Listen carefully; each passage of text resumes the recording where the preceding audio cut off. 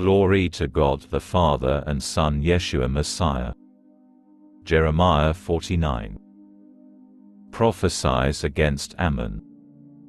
Concerning the people of Ammon, here is what Adonai says: Has Israel no sons? Has he no heir? Then why has Malcolm inherited Gad, with his people settled in its cities? Prophecies against Edom. Therefore, says Adonai, the days are coming when I will sound the battle alarm against Rabbah and the people of Ammon. It will become a telephone of ruins, her villages burned to the ground.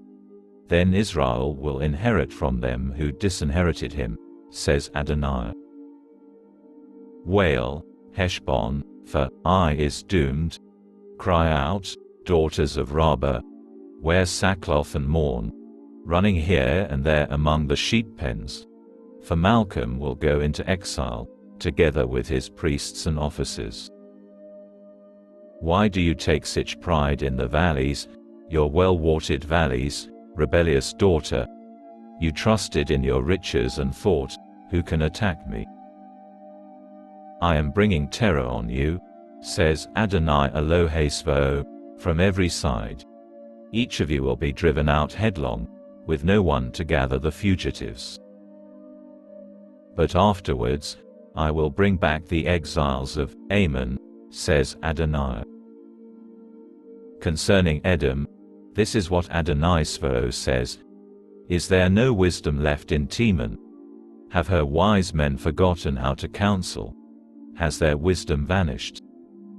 Flee, turn back.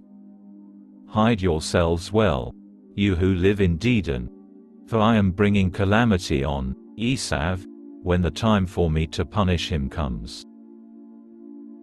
If grape pickers came to you, they would leave no grapes for gleaning.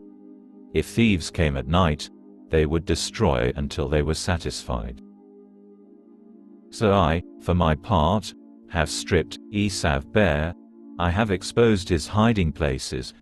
He will not be able to hide himself. He is doomed, sons, brothers and neighbors, so that he is no more. Leave your orphans. I will keep them alive. Let your widows trust in me. For this is what Adonai says: Those who do not deserve to drink from this cup will have to drink it anyway. So should you go unpunished? No, you will not go unpunished. You will certainly drink it. For I have sworn by myself, says Adonai, that Botzra will become a ruin and an object of astonishment, reproach and cursing. All its cities will be ruins forever. I have heard a message from Adonai. A messenger is sent among the nations, saying, Gather together, and march against her. Prepare for battle. Here, I will make you least among nations, the most despised of people. Your capacity to terrorize has deceived you and made you arrogant. You make your home in the rocky crags and seize the top of the mountain. But even if you build your nest high as an eagle's, from there I will drag you down, says Adonai. Edom will become an object of horror. Everyone passing by will whistle in astonishment at all its disasters. It will be like the overthrow of Sodom, Amorah and their neighboring towns, says Adonai. No one will settle there anymore, no human being will live there again. It will be like a lion coming up from the thickets of the Yarden against a strong settlement. In an instant I will chase him away and appoint over it whomever I choose. For who is like me? Who can call me to account? What shepherd can stand up to me? So hear the plan of Adonai that he has devised against Edom, and his purpose that he will accomplish against those who live in Teman.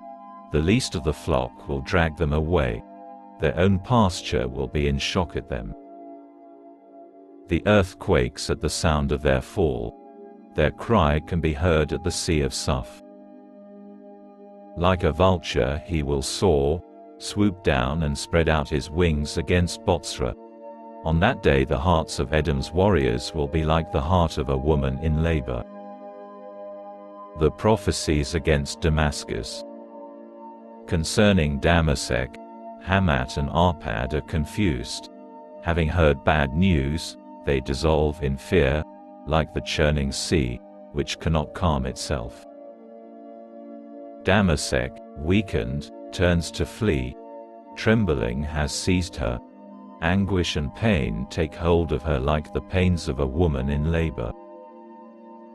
How can a city so praised be deserted, a city that gave me such joy? Therefore her young men will fall in her squares, and all her warriors be silenced on that day, says Adonai Svo. I will light a fire inside Damasek's walls which will consume the palaces of Ben-Hadad. The prophecies against Kedar and Hazor. Concerning Kedar and the kingdoms of Hatzor, which Nebuchadrezzar king of Babel struck, Adonai says, Set out, march against Kedar, plunder the people of the east. They will seize their tents and their flocks, their tent curtains and all their equipment. Their camels too they will take for themselves and shout at him, terror in every direction. Flee. Leave your homes. Hide yourselves well, you who live in Hatzor, says Adonai. For Nebuchadrezzar king of Babel has devised a plan against you. He has formed a scheme against you. Get up. March on a nation at ease, that lives secure, says Adonai. They have neither gates nor bars. They live in isolation. Their camels will be booty, their many cattle a spoil. I will scatter to the winds those who shave the sides of their heads. From every direction I will bring the disaster on them, says Adonai. Hatzor will be a place for jackals to live, desolate forever. No one will settle there any more, no human being will live there again. The prophecies against Elam. This is the word of Adonai that came to Yirmiyahu the prophet concerning Elam at the beginning of the reign of Sidkiyahu king of Yehuda. Adonai Svo says, I will break Elam's bow, the mainstay of their might. I will bring against Elam the four winds from the four quarters of the sky and scatter them to all those winds. There will not be one nation to which the dispersed of Elam will not come. I will break Elam before their foes, before those who seek their lives. I will bring disaster on him, my burning anger, says Adonai. I will send the sword to pursue them until I have finished him off. I will put my throne in Elam and destroy their king and leaders, says Adonai. But in the Acharit Hayamim, I will bring back the exiles of Elam, says Adonai.